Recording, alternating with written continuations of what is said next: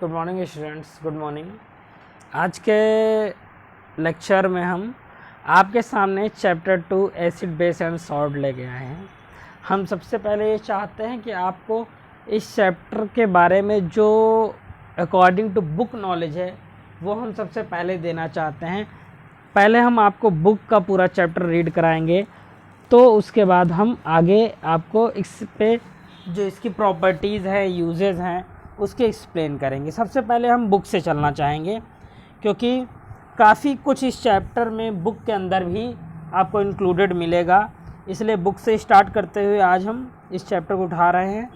तो चलिए हम सबसे पहले बुक के अकॉर्डिंग चल रहे हैं। जैसे बुक में अगर हम देखें, हम you have learn in your previous classes that sour and bitter taste food are due to acidic and base.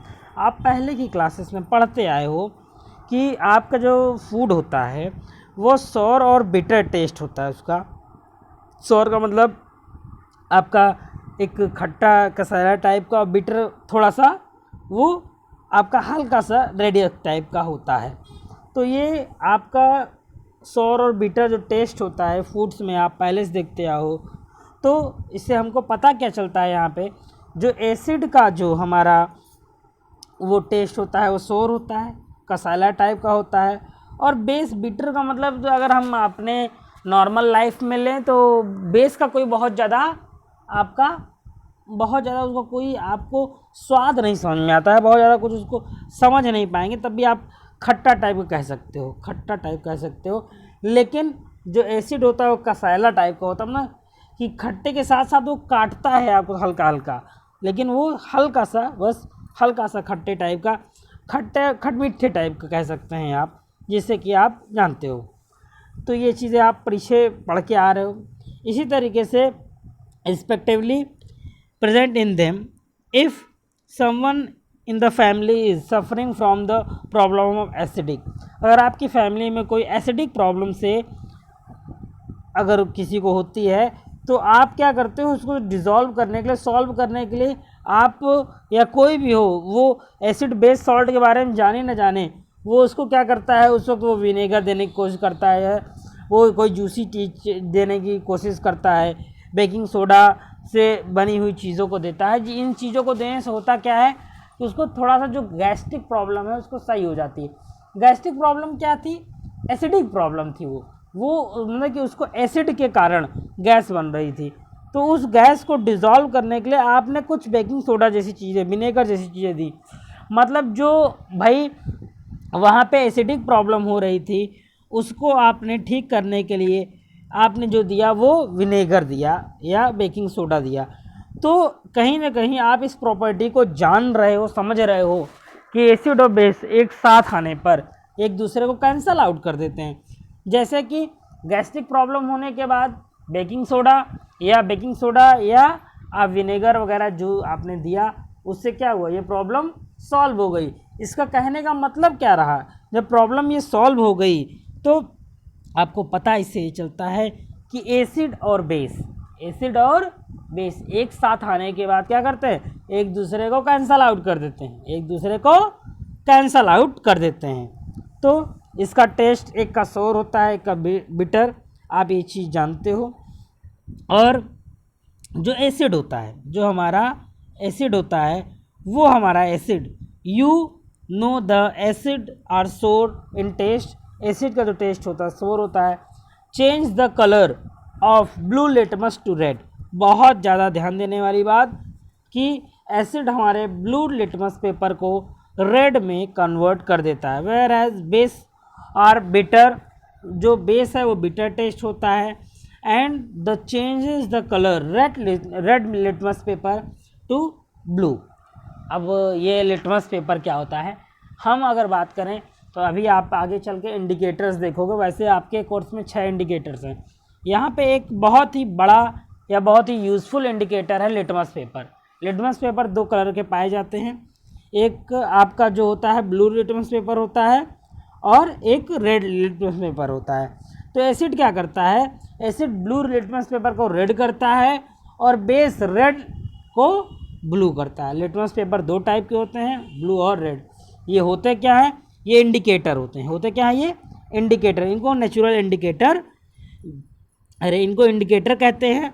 और एक ये नेचुरल इंडिकेटर है। इसी तरीके से आपका टर्मरिक, जो आपकी क्या होती है, टर्मरिक जानते हो, हल्दी, वो भी एक टाइप का इंडिकेटर है, वो भी इंडिकेटर है। जैसे कि आप जानते हो, अगर आपके कपड़ों पे हल्दी पड़ जाती है, कपड़ों पे हल्दी पड़ जाती है, तो जब उसको उससे सोप से धुला जाता है, साबुन से धुला जाता है, तो वो तुरंत रेड हो जाता है। हल्दी येलो थी, सोप से धुलने के बाद वो येलो हो गई। सोप क्या होता है? सोप हमारा बेस होता है। जो सोप होता है हमारा बेस होता है, क्योंकि बेस की जो बेसिक प्रॉपर्टी होती है वो क्लीनिंग होती है। बेस की बेसिक प्रॉपर्टी क्लीनिंग होती है। तो जब उससे साफ करते हैं तो येलो, जो आपकी टर्मरिक थी वो रेड में कन्वर्ट हो गई। किस में हो गई? वो रेड में कन्वर्ट हो गई। ये नेचुरल इंडिकेटर है हमारा।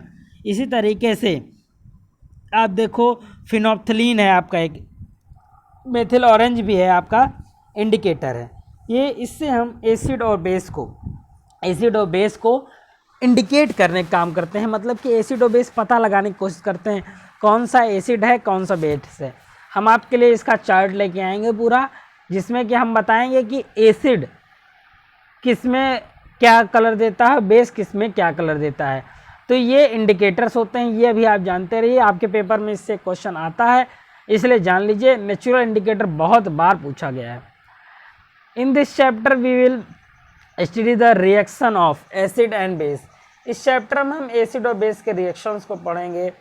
हाउ एसिड और base cancel out each other effects and many more interesting things we use and see our day by day life.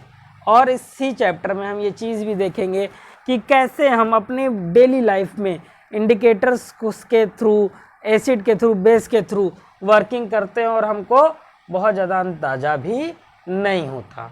एक ये फैक्ट दिया हुआ है एनसीईआरटी में। एनसीईआरटी के जो भी आपके वो ये ब्लॉक्स बने होते हैं या एक्टिविटीज़ दी होती हैं, इसको कभी भी आप डिस्कार्ड ना किया कीजिए, क्योंकि ये पेपर के लिए बहुत इंपॉर्टेंट होती है। इस साल के जो पेपर में था 2 क्वेश्चन एक्टिविटी से आया हुआ था, इसलिए बहुत ज़रूरी है।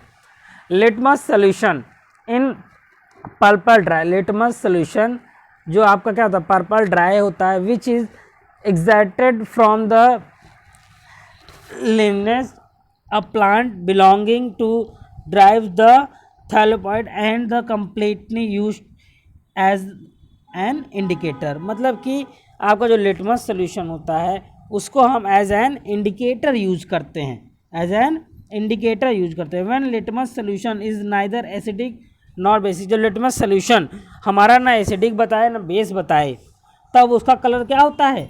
तब उसका कलर पर्पल होता है। मतलब इसके कहने का है, जब भी आपको किसी लिटमस सोल्यूशन में आपको एसिडिक बेस ना पता चले और कलर पर्पल हो जाए, तब आप जानिए कि जो चीज़ें हैं वो आपको नहीं बता पा रहे, वो मतलब कि उसमें वो फ़र्क नहीं कर पा रहा है वो इंडिकेटर कि वो एसिड है या बेस है।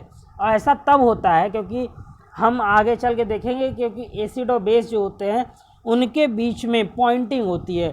1 to 14 नंबर तक में हम एसिड बेस को डिसाइड करते हैं कि कितना एसिडिक है, कितना बेस है।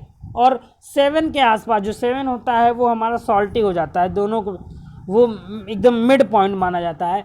तो उसके हल्का से इधर उधर होने पे हमारा लिटमस पेपर तब हमको नहीं बता पाता,